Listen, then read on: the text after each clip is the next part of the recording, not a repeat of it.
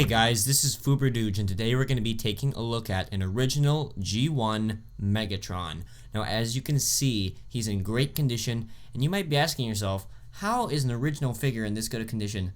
Honestly, I couldn't answer that question, but I got this thing. It's original. I got it on eBay for $75, and I'm very happy I found this thing. It's in great condition. No stickers applied to it, which I'm actually very happy. I got an extra sticker sheet that I might not actually even use. But anyway, taking a look at this figure is just so cool looking. The realism put into these old G1 figures is just astounding. I mean, even in 1984 or 6 or whatever, they just really put thought into how these figures felt and looked. I mean, feeling this thing, he is heavy. Like, he's just a hefty toy.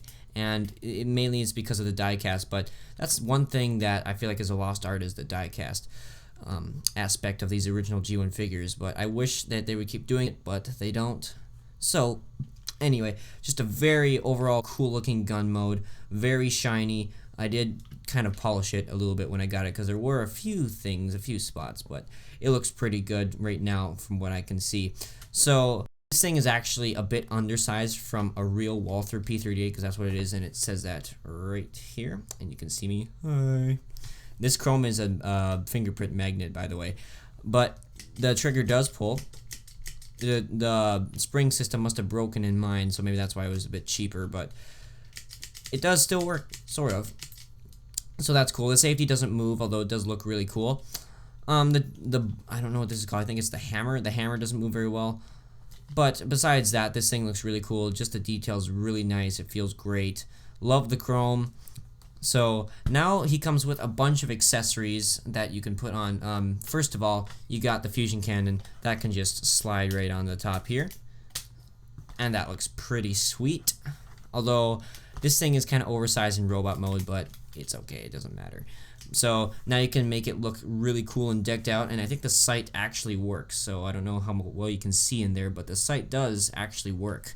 So he comes with more things, more extensions, and I'll take this apart to form his one gun armored thingy later. But what you do is you just slide this on like that, pretty straightforward, and then this, I believe, slides up like that, and this is coming untabbed on me.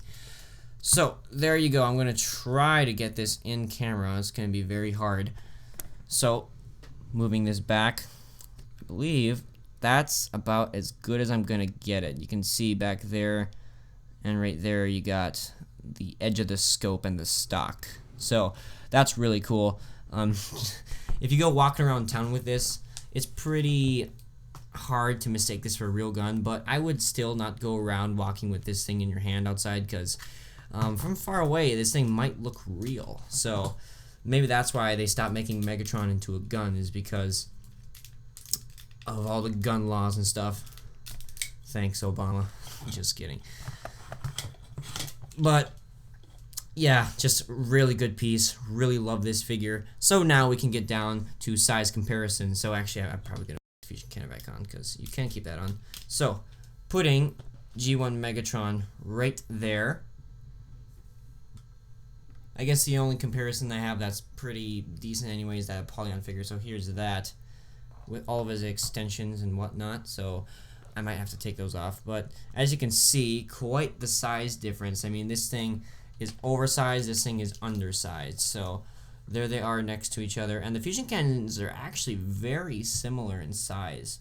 So they're very close. Probably about a ½ an inch shorter is the G1, coming in a bit short in last place. But yeah, just a very good comparison. I'm probably going to display him in his gun mode, because his gun mode looks awesome. His gun mode, it's okay, but it's not great. So, taking off my Apollyon.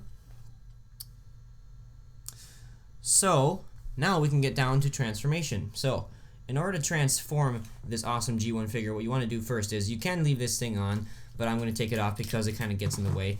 So transforming the actual gun mode itself, what you want to do first is kind of wiggle these legs. They tab into a few different places, but you extend them, and this thing's really stiff, which actually is good, because some of these figures are not stiff. So extending that, I don't know if it extends anymore, but then you can split them, and yep, they extend a bit more.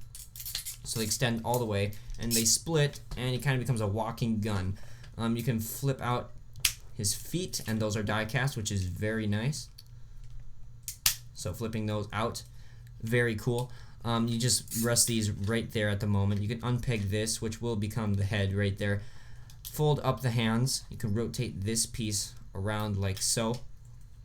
Folding these legs forward, just kind of letting them sit like that.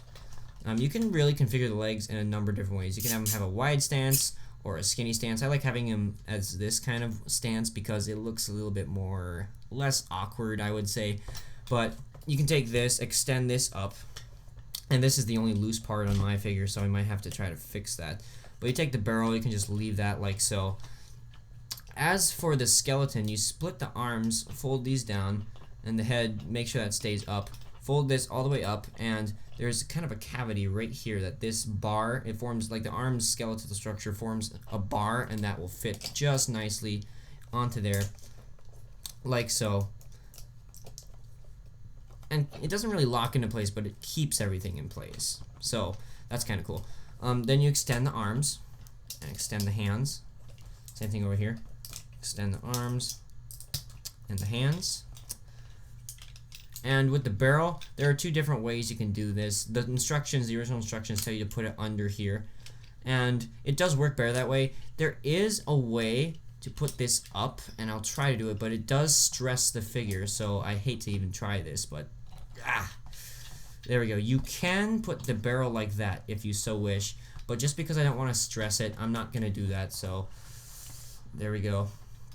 That was really scary, by the way. So folding this down here like that, it just kind of fills in the gap right there anyway on this figure because he's kind of awkward looking, as you can already see. But that is the transformation for G1 Megatron, and you can slide the fusion cannon back on. And it is a bit big for him, but oh well. So there is G1 Megatron all transformed and in his robot mode. He does look very awkward. I have to say, it doesn't really look like the G1 cartoon very much. I mean, some things carry over, like the fusion cannon pretty much looks exactly the same. The legs similar, but otherwise, like from the waist on up, it just kind of looks a bit awkward. But I don't care because this figure is awesome, and even if he looks really weird and awkward, I don't care because this is 80s engineering. And to get a toy out of a gun, like a toy that even looks this good out of a toy, must have been extremely hard. And I give props to whoever designed this toy. I think it was Diaclone or something like that. But that must have been a really hard thing to do, and I really appreciate the old 80s engineering in this guy.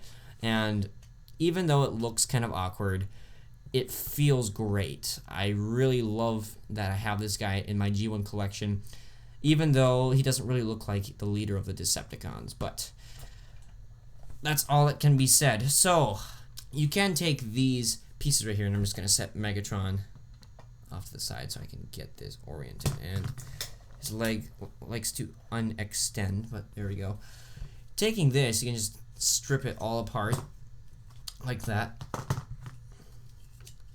and you got all these different pieces, and I'll move my camera down so you can see.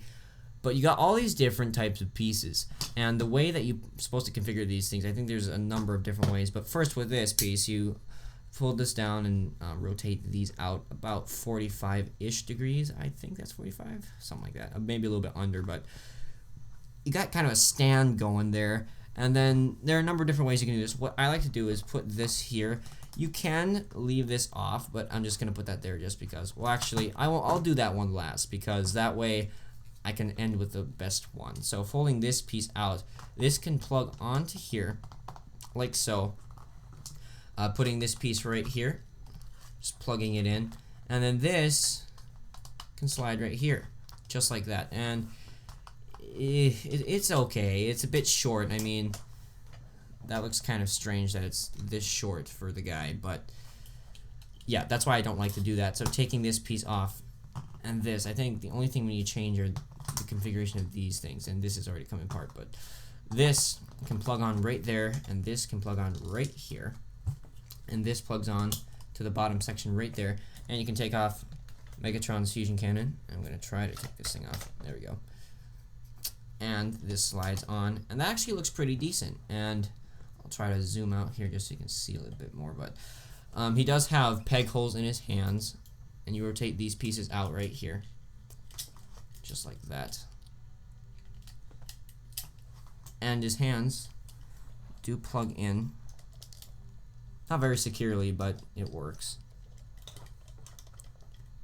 And he can fire his weapon, and that is pretty cool. I mean, even for an 80s toy, that's just, it's kind of cool. It's kind of like a turret. I wonder if the fall Cybertron video games didn't get their turret inspirations from this thing, so that's really cool. And this fusion cannon is kind of unplugged on me, but taking this piece off, I think there's another configuration, and I'll try to figure it out here, but unplugging this, there was another configuration where I think you flip their barrel back like this, and then this goes on the back here, and something to the effect, I think this goes on top here. Putting his arm down, this can, like folding this up, this can plug on. And yeah, I think that was it right there. And you can put this right here and just make it look a bit more awkward, but that does work. It does stay, it doesn't fall over. So you can do that. You can have a huge stinking shoulder cannon. If you want to display your G1 Megatron like that, by all means do so. But I believe that's it for the accessories. So taking this off, I'll put this back around. Get his fusion cannon back on.